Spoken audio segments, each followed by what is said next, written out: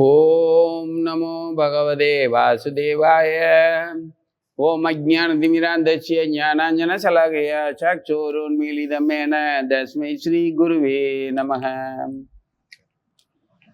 வாசுதேவசுதம் தேவம் கம்சசானூரமர்தனம் தேவகி பரமானந்தம் கிருஷ்ணம் வந்தே ஜெகத்குரும்.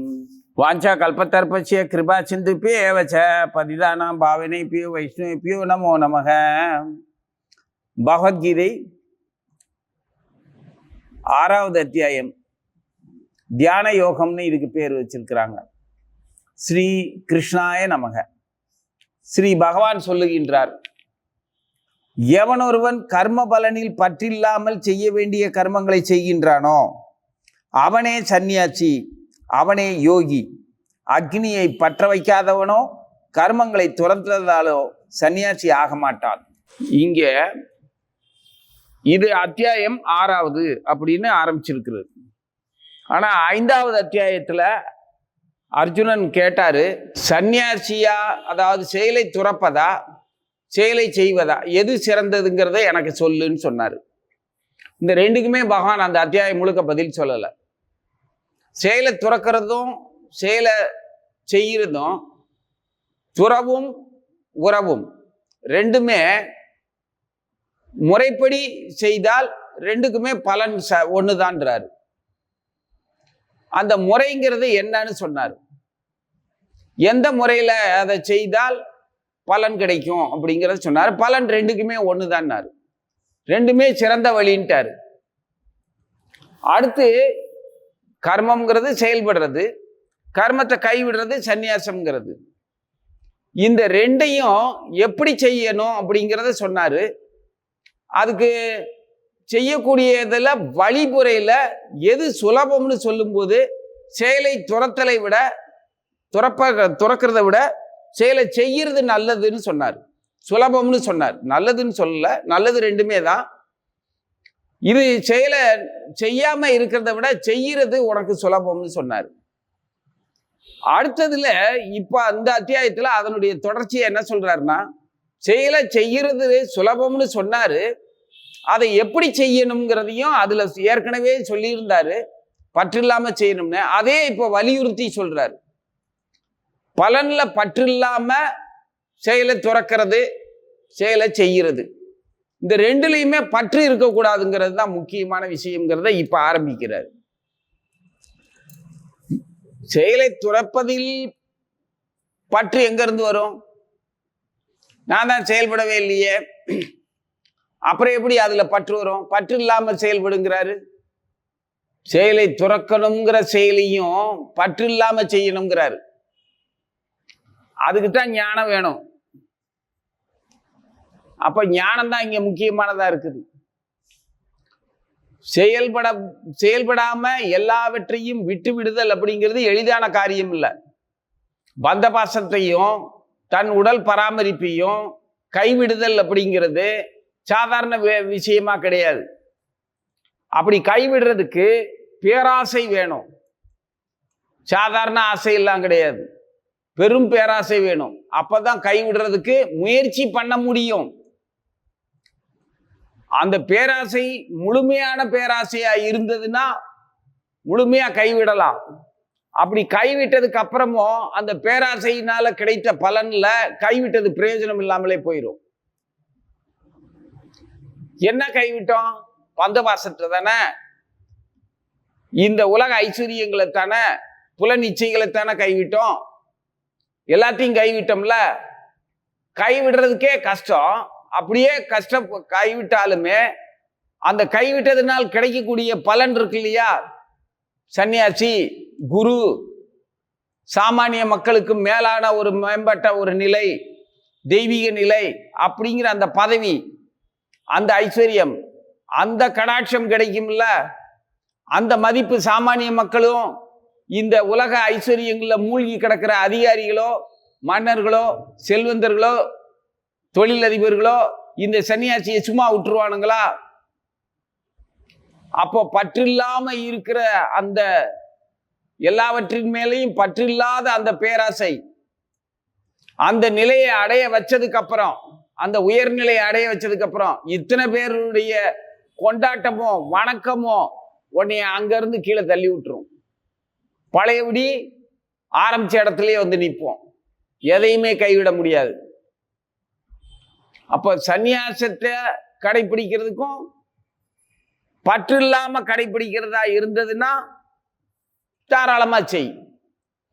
அது ரொம்ப கடினம் அப்படிங்கிறத ஆரம்பிக்கிறார். ஆனா கைவிடுதலை விட செயல்படுறது, கர்மயோகம், அதாவது கடமையை செய்கிறது, அது சுலபம். கடமையை செய்யறது கஷ்டம்தான், ஆனா சுலபம். எப்படி சுலபம்? அதுல மனசுக்கு சுமையே இருக்காது.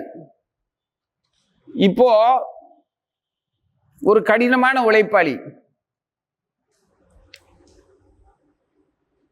எனக்கு தெரிஞ்சு இந்த சைக்கிள்ல சுமைய ஒரு இடத்துல இருந்து ஒரு இடத்துக்கு கொண்டு போற உழைப்பாளி. முன்ன வந்து அந்த காலத்துல கைவண்டி, கையில வண்டி இழுக்கிறது, மாடுகளை பயன்படுத்தி வண்டியில இழுத்து அந்த சுமையை ஒரு இடத்துல இருந்து ஒரு இடத்துக்கு அந்த பொருள்களை பண்டங்களை கொண்டு போய் சேர்க்கறது அப்படிங்கிற வேலை இருந்தது. எனக்கு நான் சொல்ற நபர் வந்து சைக்கிள்ல அந்த சுமையை ஒரு இடத்துல இருந்து ஒரு இடத்துக்கு கொண்டு போற ஒரு கூலி தொழிலாளி, சுமை தூக்கி தொழிலாளி. அந்த சுமை தூக்கி தொழிலாளி கடுமையான சுமையை சுமந்துட்டு போறாரு. அப்போ அவருடைய மனசு ரொம்ப லேசா இருக்கும். அவரே சொல்லுவார், இவ்வளவு பெரிய சுமையா இருக்குதே அப்படின்னா அதெல்லாம் ஒண்ணும் இல்லை, இதை விட நான் இந்த வேலை இல்லாம சும்மா உட்கார்ந்து இருக்கும்போது நான் படுற கஷ்டத்தை விட, மனச்சுமையை விட இந்த வேலை வந்து என்னைய மனசை லேசாக்கி விட்டுருது. இந்த வேலை செய்யும் போதுதான் நான் சும்மா நல்லா இருக்கேன், சுலபமா இருக்கேன், சும்மா இருக்கிறேன் பாரு. அப்போ சின்ன பையனா இருக்கும்போது எனக்கு புரியாது.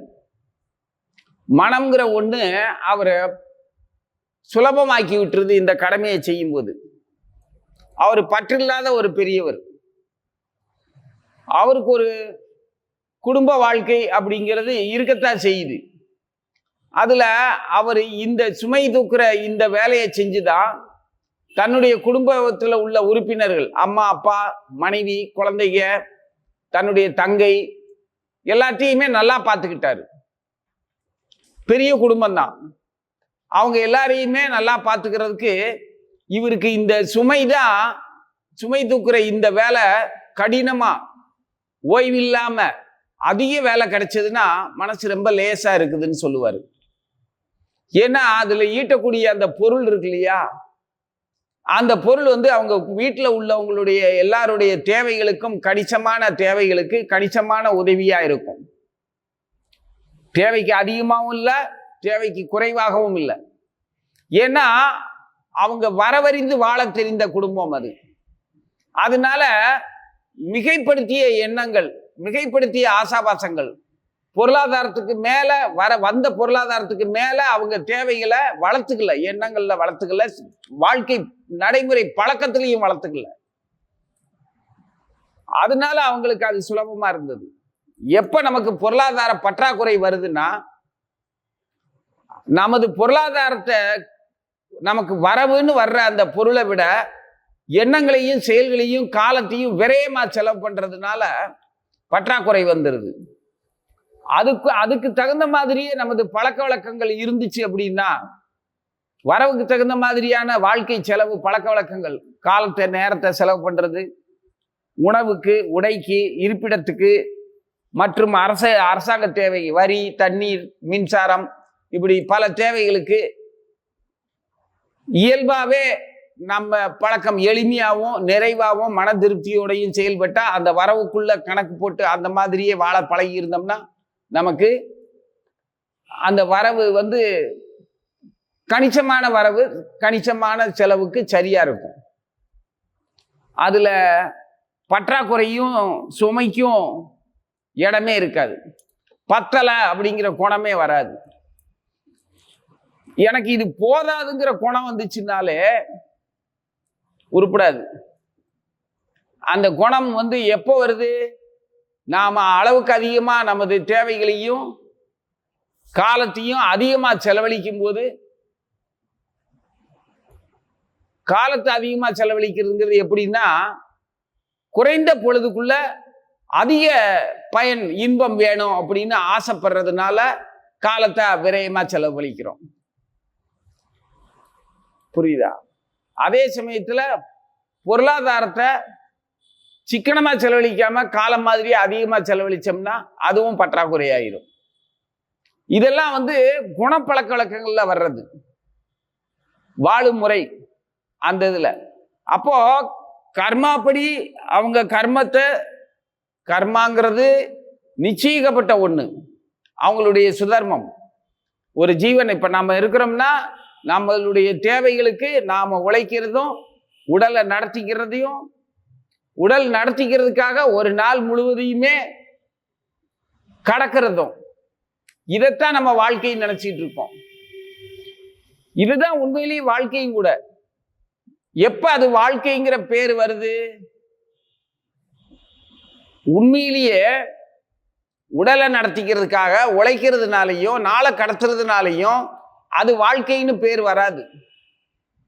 உண்மையிலேயே எப்ப வாழ்க்கைங்கிற பேர் வருதுன்னா, நமக்கே தெரிஞ்சு நாம உடலை நடத்திக்கிறதுக்காக என்ன செய்யறோம்னு நமக்கே தெரிஞ்சு, அதுக்கு எவ்வளவு நேரத்தை செலவழிக்கிறோம்ங்கிறத தெரிஞ்சு அனுபவிச்சு வாழும்போதுதான் அதுக்கு பேர் வாழ்க்கைன்னு வருது.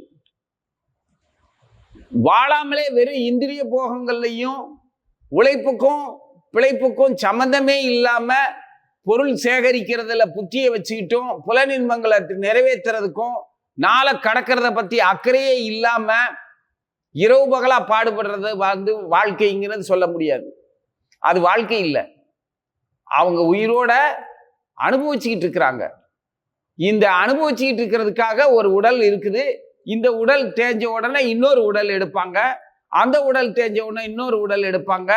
அது எந்த உடல்ங்கிறத பற்றி எல்லாம் கரையாது.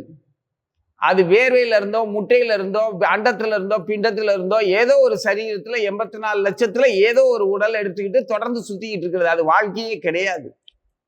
அது கர்மா துரத்திக்கிட்டே வருது. முன்னால கர்மா, பின்னால ஒரு கர்மா துரத்திக்கிட்டு இருக்குது. முன்னால போற ஒரு கர்மாவை துரத்திக்கிட்டு இவன் ஓடிக்கிட்டே இருப்பான். இதுக்கு பேர் வாழ்க்கைன்னு சொல்ல முடியாது. இதை கர்மயோகம்னு சொல்ல முடியாது. நான் சொல்ற பெரியவர் கர்மயோகத்துல இருந்ததா என்னால நம்ப முடியுது. அவரு தோற்றத்தை பொறுத்த வரைக்கும் திலகமெல்லாம் நம்மள மாதிரி இந்த உடலை எங்கோ ராமம் போட்டுக்கிட்டு இல்ல விபூதி சின்னங்கள் ஆன்மீக சின்னங்களை அணிஞ்சுக்கிட்டு இருந்ததெல்லாம் நான் பார்த்ததில்லை. காலையில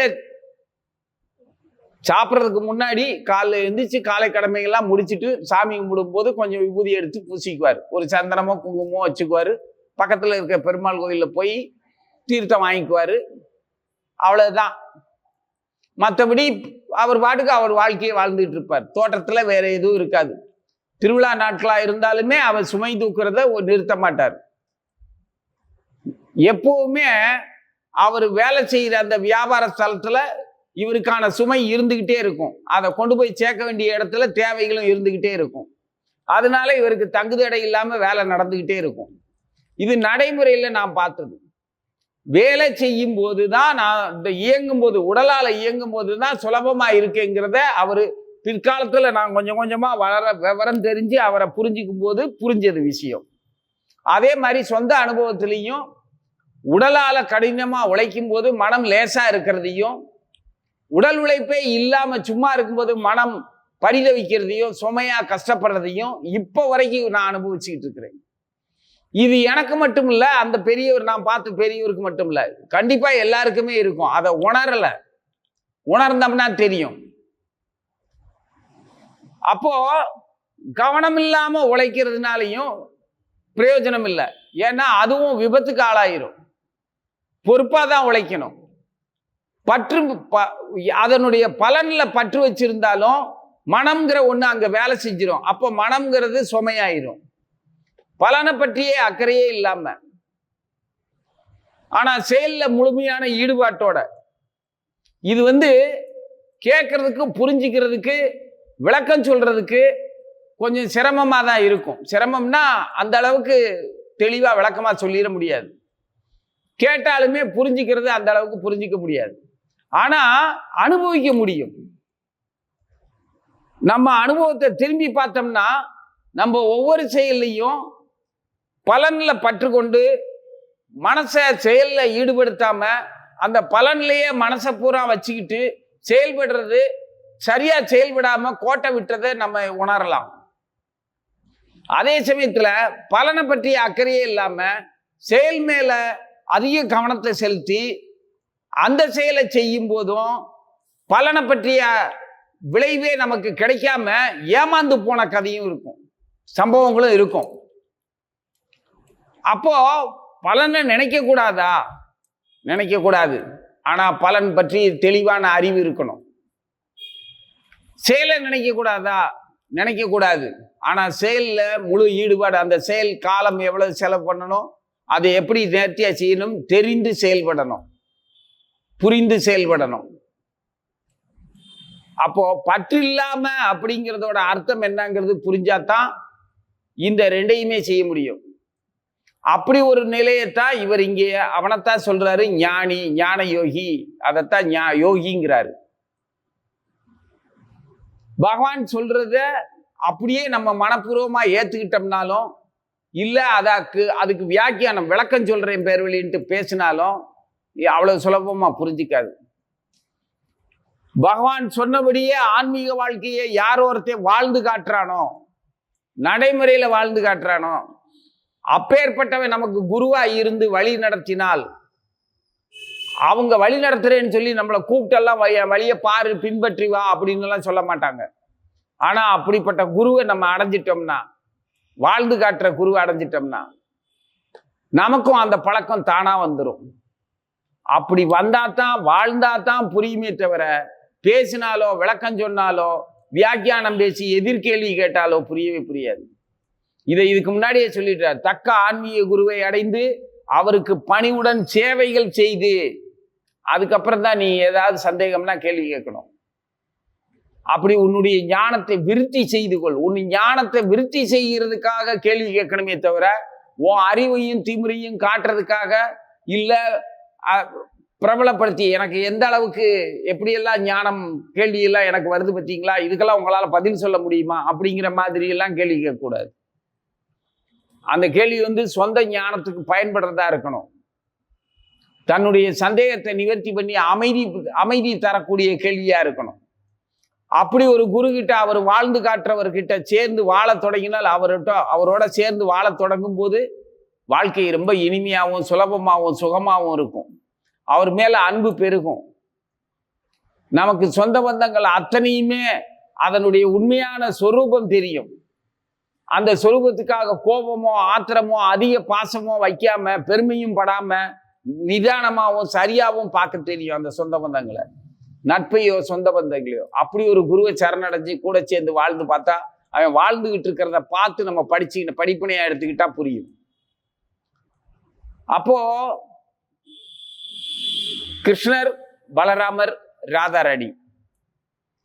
ராதாராணியும் கிருஷ்ணரும் ஒண்ணுதான். கிருஷ்ணருடைய ஆனந்த சக்தியினுடைய இன்னொரு வடிவம் ராதாராணி. கிருஷ்ணனுடைய செயல்படக்கூடிய முழுமையான ஞான வடிவம் பலராமன். ரெண்டு பேருமே கிருஷ்ணன் தான். இதுல மாயாவும் இருக்கா. கிருஷ்ணனுடைய இன்னொரு மாயை, அவன் மாயாவா இருப்பான். இப்ப நம்ம மாயாவையும் ராதாராணியை பத்தியும் தெரிஞ்சுக்கணும்னா முதல்ல கிருஷ்ணனுடைய அந்தரங்க கர்மாவின் வடிவமா, அந்தரங்க செயலின் வடிவமா, அந்தரங்கமான அவருடைய அறிவு, பூரண அறிவுடைய வடிவமா பலராமனை பார்க்கணும். சத்தியம், தயை, சௌக்கியம் மூணுமே நிறைஞ்சவர் பலராமன். அந்த பலராமன் இல்லாம கிருஷ்ணன் இல்லை. ஏன்னா கிருஷ்ணனுக்குள்ள இருக்கக்கூடிய பூரண அம்சமே இந்த பலராமன் அம்சம்தான். கிருஷ்ணனுடைய பூரண அந்த ஆற்றல், செயலாற்றல், அறிவுபூர்வமான அந்த ஞானம், தயை, சௌக்கியம் அப்படிங்கிற அந்த மூன்றோட வடிவமும் அப்படியே பலராமனா இருக்குது. ஆத்மராமன், பலராமன், பலமுள்ள ராமன், பகவானுடைய ஆத்மா. அப்போ ராதையும் மாயாவும் யார்கிட்ட வேலை செய்யறாங்க? ராதாராணி. கிருஷ்ணனுடைய ஆனந்த சக்தின்னா அறிவில்லாத ஆனந்தம் எப்படி வரும்? பூர்ண அறிவு தான் ஆனந்தம். அறிவில்லைன்னா ஆனந்தம் இல்லை. அதே மாதிரி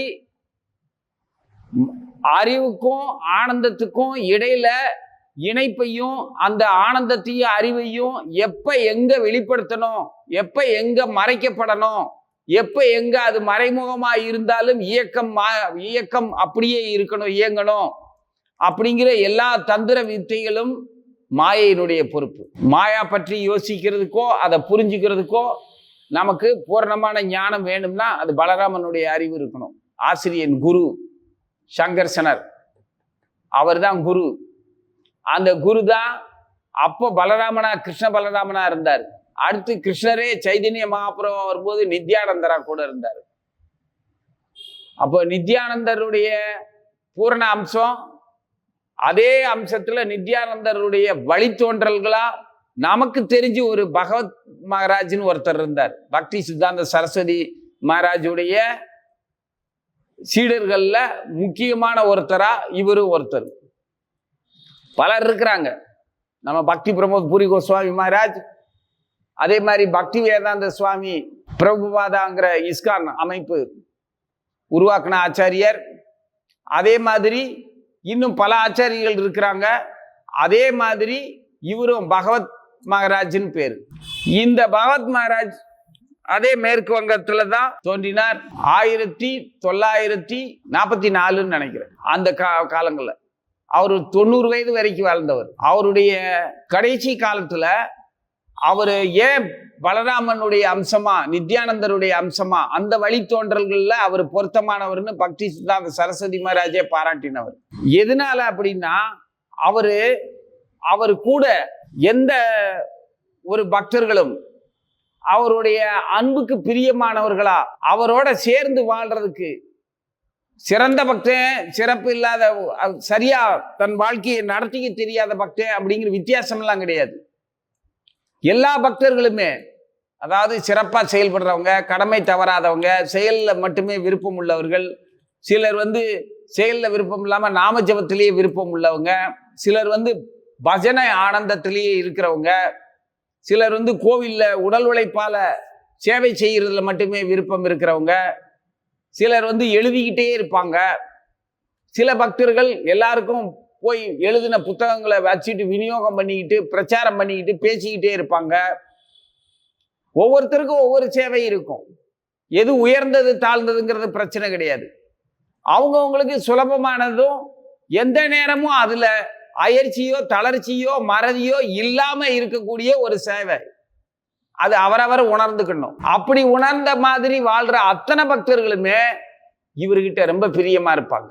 எனக்கு தெரிஞ்சு உயர்ந்த மதிப்புக்குரிய ஒரு மகாராஜ் இருக்காங்கன்னா அவங்களோட சேர்ந்து நம்ம வாழ்றதுல அவங்க மேல இருக்கக்கூடிய மதிப்பே நாம அவங்க மேல வச்சிருக்கிற அந்த மதிப்பு, அதுக்கே நம்ம அதிக நேரம் அவரோட இருக்கிறதுக்கு முடியாத ஒரு பயத்தையோ ஒரு தனிமையவோ கொடுத்துரும், விலக்கி விட்டுரும். அதே சமயத்துல அவங்களோட சேர்ந்து வாழ்றதுல சில சந்தேகங்களும் அசூயைகளும் நமது குற்றங்களா, நமது மனக்குறையினாலேயோ செயலாலேயோ அல்லது பலகீனமான புலன்களாலேயோ, மனோபலம் இல்லாத புலன்கள், அதை நிறைவேற்றினால் பிடிவாதமான குழந்தை எப்படி முரண்டு பிடிக்குமோ அதே மாதிரி சில புலன்கள் நம்ம கிட்ட இருந்துகிட்டு பலகீனமான அந்த புலன் நம்மள அதுக்கு தகுந்த மாதிரி பலவீனம் ஆக்குறதுக்காக முரண்டு பிடிக்கும். அப்படியெல்லாம் விழுந்து கிடந்தோம்னா நம்ம அந்த சன்னியாசி வாழ்க்கையில வாழ்ந்து காட்டுற அந்த குருவோட எல்லாம் அதிக நேரங்கள் வாழ முடியாது. அது நமது குற்றமா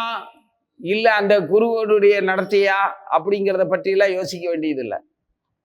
பலகீனமான முரட்டு குழந்தை வம்பு பண்ணிக்கிட்டு இருக்கிற மாதிரி சில்லு சில்லுன்னு அழுதுகிட்டே இருந்ததுன்னா எப்படி இருக்கும்? அதே மாதிரி ஏதாவது ஒரு புலன் நம்ம கர்மாப்படி நம்மளை நோண்டிக்கிட்டே இருந்துச்சுன்னா அப்பவும் நம்ம நிம்மதி போயிடும். இப்படிப்பட்ட நிலைமை இருக்கிற கூடிய பக்தன் கூட பகவத்கீதையில பகவான் எப்பேற்பட்டவனா இருந்தாலும் நான் அவனை வைஷ்ணவனா மதிக்கணும்னு அவர் சொன்னபடியே பகவான் சொல்லியிருக்கிறாரு. இதுக்குள்ள இனிமே சொல்லுவார். அப்படி சொன்னபடியே அவர் வாழ்ந்து காட்டினவர் பகவத் மகாராஜ். அந்த மகாராஜ் பகவத் மகாராஜ் அவருடைய பிறந்த ஊர்ல வங்காளத்துல ஒரு கோயிலை கட்டினார். அடுத்து 1981 தனியா ஒரு கோயில் வயதான காலத்துல கட்டி அதுலதான் வாழ்ந்தவர். அவர் பிறந்ததும் நித்யானந்தர் அவதரித்த அதே திதி அதே மாதிரியான ஒரு நட்சத்திரத்துல தான் அவர் தோன்றினார். அதே மாதிரி பூமியை விட்டு போனதும் அதே மாதிரி தான். அதுவும் நல்ல உச்சி பொழுதுல பாகவதம் மத்திய லீலைய சைதன்ய மகாபிரபு நித்யானந்தர் அவங்களுடைய லீலைகளை அவரே வாயாலேயே சொல்லிக்கிட்டு இருக்கும் போதே, அந்த லீலைகளை பற்றி பேசிக்கிட்டு இருக்கும் போதே பூமியை விட்டு வெளியே போனவர். இந்த மாதிரி எந்த மகாராஜும் கிடையாது. அவர் கூட வாழ எல்லாருக்குமே நாம் திரும்பவும் நல்லா ஞாபகப்படுத்தி பார்க்கணும். ஒரு உயர்வான மரியாதை இருக்கிறவங்களோட கூட நம்மளால சேர்ந்து வாழ முடியாது. ஏன்னா அந்த மரியாதையே நம்மள கொஞ்சம் தள்ளி நிற்க வச்சிரும். அதே சமயத்துல நமது குறைபாடுகளோ அந்த ஆச்சாரியன் வாழ்றதுல குறைபாடுகளோ நமது குறைபாடுகள் நம்மதான் இருக்கும். அப்படி இருந்து அவங்களோட சேர்ந்து வாழ முடியாத நிலையில இருக்கிறதும் அந்த மாதிரியும் வரும். உயர்வான மரியாதை இருந்தாலும் அப்படித்தான் ஆகும், தள்ளி நிற்க வேண்டியது இருக்கும். நம்ம கிட்ட குறைபாடுகள் இருந்தாலும் தள்ளி நிற்க வேண்டியது இருக்கும். ஆனா இந்த மகாராஜ் கிட்ட மட்டுமே யாருமே எதுக்காகவும் தள்ளி நிற்க வேண்டிய அவசியம் இல்லாத அளவுக்கு ரொம்ப சிநேகிதமா இருப்பாங்க. இப்படி ஒரு மகாராஜை நம்ம கேள்விப்பட்டிருக்க முடியாது, பார்த்துருக்கவும் முடியாது. அப்படி ஒரு சன்னியாசி அவர். பக்தி சித்தாந்த சரஸ்வதி கோஸ்வாமி மகாராஜுடைய தாகூருடைய டிசபிள் சீடர்கள்ல இவர் மட்டும் இந்த மாதிரி நித்யானந்தரை போல. நித்யானந்தரும் அதே மாதிரி தான், பலராமரும் அப்படித்தான். பலராமரும் கிருஷ்ணனுடைய பூரண அறிவும் ஞானமும், அதாவது தயை, அந்த வைராக்கியம், அந்த ஞானம், அந்த சௌக்கியம் எல்லாமே பலராமன் தான். ஆனாலும் பலராமருடைய கருத்துக்கு அந்த அறிவை கிருஷ்ணன் தன்வசப்படுத்தி அவன் விருப்பப்படியே நடத்திடுவான். பலராமருக்கு உண்மையா மட்டும்தான் இருக்க தெரியும். மாயையினுடைய தாக்குதலோ ராதாராணியினுடைய பிரேமையோ இந்த அறிவுபூர்வமான ஞான வடிவமான அந்த பலராமன் கிட்ட வேலை செய்யாது. இவருக்கு சத்தியம் மட்டும்தான் இருக்கும், பகவானுடைய சத்தியம். அதை பகவானே சில சமயம் அவருக்கு தகுந்த மாதிரி, ஏன்னா பலராமனுடைய பார்வையில துரியோதனன் கூட கெட்டவன் கிடையாது. தன்னுடைய தங்கையை துரியோதனன் கொடுக்க கூட துணிஞ்சவர். அவருக்கு துணிவுன்னு கிடையாது. அவருடைய சீடனாவும் பக்தனாவும் பிரியமானவனாவும் சமமா தான் மதிச்சாரு. தகுதியுள்ள ஒருத்தனுக்கு தரதை பத்தி என்ன இருக்கு அப்படிங்கிற மாதிரி யோசிச்சாரு. அதுக்காக அவர் அர்ஜுனனையும் பாண்டவர்களையும் வெறுக்கிறதா சொல்லக்கூடாது. ஆனா கிருஷ்ணன்ட்ட வெறும் அறிவு மட்டும் இல்ல, பிரேமியும் இருக்குது, மாயையும் இருக்குது. ராதாராணியும் இருக்கா, மாயை துர்கா அம்மாவும் இருக்காங்க. அதனால இவருக்கு எதிர்காலத்தை பற்றிய காலமே இவரா இருக்கிறதுனால, எதிர்காலத்தை பற்றிய தெளிவான அறிவு இருந்ததுனால, அந்த அறிவை பலராமன்கிற அந்த அறிவை இவரு மாத்திக்கிட்டாரு. துரியோதனிட்ட இருந்து அர்ஜுனனுக்கே தன் தங்கையை கொடுக்குற மாதிரி மாத்திக்கிட்டாரு. அதுக்கப்புறம் அறிவு சமாதானம் ஆச்சு. பலராமன்கிற அந்த அறிவு சமாதானம் ஆனாரு. கடைசியில இந்த 2 பேருக்குள்ள, பாண்டவர்களுக்குள்ளேயும் கௌரவர்களுக்குள்ளேயும் போர்னு வரும்போது பலராமனால இயக்கத்துக்கு இடைஞ்சலாவோ அல்லது இயக்கத்துக்கு இணக்கமாகவோ இருக்க முடியல. ஏன்னா நடுநிலையான அறிவு எப்பவுமே தன்னிலை இழக்காது. அந்த செயல்ல இருந்து தன்னை விலக்கிக்கும். செயல் நன்றாக நடக்கணும்னா ஒண்ணு இணக்கமானவர்களோ இணக்கமற்றவர்களோ அந்த செயல்ல இருக்கக்கூடாது. அப்பதான் அந்த செயல் சரியா நடக்கும். அதுதான் பூரண அறிவு. அந்த அறிவுனால பலராமர் பிரதேசம் போயிட்டார். இமயமலை சாரல் பக்கம் தனியா போயிட்டார். குருச்சேத்திரத்துல நடந்ததே அவருக்கு தெரியாது. விளைவுகளை பற்றி சொன்னதுக்கு அப்புறமும் அப்படியான்னு கேட்டுட்டு பேசாம இருந்துட்டார். இந்த அப்படியாங்கிற வார்த்தை எப்படிப்பட்டது?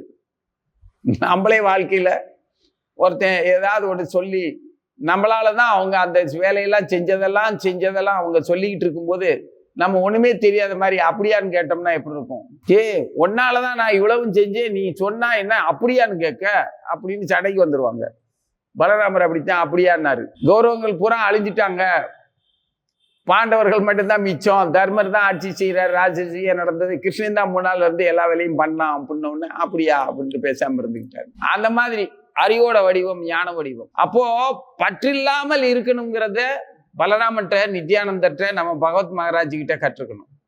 அப்படி இருக்கிறவங்களால தான் யார் வேணாலும் கூட சேர்த்துக்கிட்டு வாழ முடியும். யார் வேணாலும் அவங்க கூட இணக்கமாவே இருந்துருவாங்க. நாம அவருக்கு அதுக்காக அவருக்கு மரியாதை தராமலாம் இருக்க மாட்டோம், பிரியமா தான் இருப்போம். அவர்கிட்ட மரியாதை நிமித்தமா நம்மளுடைய குறைகளை மறைக்கவோ ஆசைகளை வெளிப்படுத்தவோ அல்லது ஆசைகளை மறைச்சிட்டு குறைகளை வெளிப்படுத்தவோ என்ன பண்ணாலுமே அவரு மூணாவது மனுஷன் அடுத்த நபர் மாதிரி அவரு அறிவுரை சொல்லாம அல்லது அதை அங்கீகரிக்காம அதை கண்டிச்சு திருத்தாம ஒண்ணுமே செய்யாம நாம சொந்தமா யோசிச்சா என்ன செயல்படுவோமோ அது அவர் நாமளாவே இருந்து நம்ம கூட இருந்து சமமா எடுத்துக்குவார். நம்மளை பழிக்க மாட்டார், குறை சொல்ல மாட்டார், குற்றம் சொல்ல மாட்டாரு, திருத்த மாட்டாரு, தன்னோட மேதாவித்தனத்தை காட்ட மாட்டாரு. அப்படி இருக்கும்போது யார் தான் அவர் கூட சேர்ந்து வாழ மாட்டாங்க? அவர் அப்படி நேர்மையாவே வாழ்ந்து காட்டினவரு. தங்கிட்ட குறை இருக்கிறவே அடுத்தவங்களுக்கு தன்னுடைய குறைய மறைச்சிட்டு என்னதான் புத்திசாலித்தனமா புத்திமதியை சொன்னாலும் அது கேட்கிறவனுக்கு மனசுல பதியாது, அவனுக்கு பலிக்காது, அவனுக்கு பாதை காட்டாது. நான் பொய்யா இருந்துகிட்டு உனக்கு நான் புத்திமதி சொன்னேன்னா அது உனக்கு பிரயோஜனப்படாது. உங்களுக்கு எப்படி பயன்படும்? அது எந்த வகையிலையும் பயன்படாது. நான் அதுபடி வாழ்ந்து காட்டிட்டு உனக்கு நான் சொல்லாமலே விட்டுட்டேன்னாலும் இப்படி செஞ்சேன்னா நீ ஆபத்துக்கு ஆளாவ, இப்படி செஞ்சேன்னா நீ நல்லா இருப்ப அப்படிங்கிறத பத்தி நான் உங்ககிட்ட சொல்லாமலே விட்டுட்டாலும் நானாவே உள்ளது உள்ளபடி வாழ்ந்தா என்ன வாழ்க்கையை பார்க்கும்போது நீ சொல்லாமலே நீ நல்லாவே தெரிஞ்சுக்குவ. அது மூலமா நீ என்ன உனக்கு தேவையோ அதுபடி கரெக்டா செயல்படுவ. அப்படி சரியா செயல்படக்கூடியவரா அவர் மகாராஜ் இருந்ததுனால, பலராமர் நித்யானந்தர் மாதிரி இருந்ததுனால, அவருடைய அதே திதி நட்சத்திரத்திலையும் அவரும் தோன்றினதுனால அவரை நித்யானந்தர் வழித்தோன்றலாவே வணங்குறது. அந்த மாதிரியான ஒரு அற்புதமான ஒரு மகாராஜ் கூட சேர்ந்து வாழ்ந்தோம்னா நமக்கு இந்த உலக வாழ்க்கை பற்றில்லாத கர்ம யோகத்தையும் பூரண ஞான யோகத்தையும் சேர்த்தே கொடுத்துரும். இங்க பகவான் சொல்றாரு அக்னியை பற்ற வைக்காதவன்றாரு. அக்னிங்கிறது யஜ்யத்துக்கு யாகத்துல நீங்க பார்த்துருப்பீங்க. அக்னி வீட்டுல விளக்கேற்றுவோம், சமைக்கிறதுக்கு அக்னி பயன்படுத்தாத ஒரு நாளும் இருக்காது. வாழ்நாள் முழுவதும் அக்னி இல்லாம நம்மளால வாழவே முடியாது. உடல்லையும் அக்னி இருக்கும். கடைசியில உடலை சிதைக்கு மூட்டும் போது கூட அக்னி தேவைப்படும். அக்னி இல்லாம கிடையவே கிடையாது. அப்போ அக்னிங்கிறத கொழுந்து விட்டு எரியக்கூடிய ஞான நெருப்பா ஏற்கனவே சொல்லி இருக்கிறார் பகவான். இதுக்கு முன்னால சொன்னதும் அப்படித்தான். அந்த ஞான அக்னி உங்ககிட்ட நம்ம கிட்ட பூரணமா கொழுந்து விட்டு எரியிற மாதிரி பரிபூர்ணமா முழுமையாக நன்கு வளர்க்கப்பட்ட ஞான அக்னி, நன்கு வளர்க்கப்பட்ட நெருப்பு மாதிரி அப்படி இருந்ததுன்னா நமக்கு இந்த செயல்ல இருக்கக்கூடிய கர்மா, அந்த கர்மாங்கிற கசடோ ஆசைங்கிற கசடோ பலன் தரும் செயல் பலனை பற்றிய அந்த அக்கறையோ இல்லாம எல்லாமே பஸ்வமாகி செயல் மட்டுமே செயலாவே இருக்கும். அப்படிப்பட்ட அக்னியை பற்ற வைக்காதவன், தன்னுடைய ஞானத்தை வளர்த்து கொள்ளாதவன் செயலை கைவிடுறதுனால ஒரு பிரயோஜனம் இல்லை. துறவினாலேயோ வெறுமன கர்மங்களை செயலை மட்டுமே துறக்கிறவனோ சன்னியாசி ஆக மாட்டான்றார். அப்போ ஞான அக்னியை பற்ற வைக்கணும், செயல்களை வெறுமனை துறக்க கூடாது, மனதால துறக்கணும், செயல்களை சரியா செய்யணும். அவன் தான் ஞானி, அவன் தான் யோகிங்கிறார். இதுவரைக்கும் சொன்னதுல இன்னும் அவரு இதை செய் அப்படிங்கிற கட்டளையை சொல்லல. இதை செய் அப்படின்னு சொல்ற கட்டளையை சொல்ல போறதுக்கு முன்னாடி நம்மளை தயார்படுத்துறார். அர்ஜுனனை தயார்படுத்துறார், தன்னுடைய புலன்களை தயார்படுத்துறார். நம்ம ஜீவர்களுடைய புலன்களுக்கு பின்னால இருக்கக்கூடிய விளைவுகளுக்கு பின்னால இருக்கக்கூடிய கர்மாவினால திரும்ப விளைவுகளும், திரும்ப புலன்களும், திரும்ப உடல் எடுக்கிற விதங்களும், அதுல உள்ள சொந்த அபிப்பிராயங்களையும் எல்லாத்தையும் ஒட்டுமொத்தமா கொஞ்சம் கூட இரக்கமே இல்லாம ஒட்டுமொத்தமா அவர் தூக்கி எறிய சொல்லல.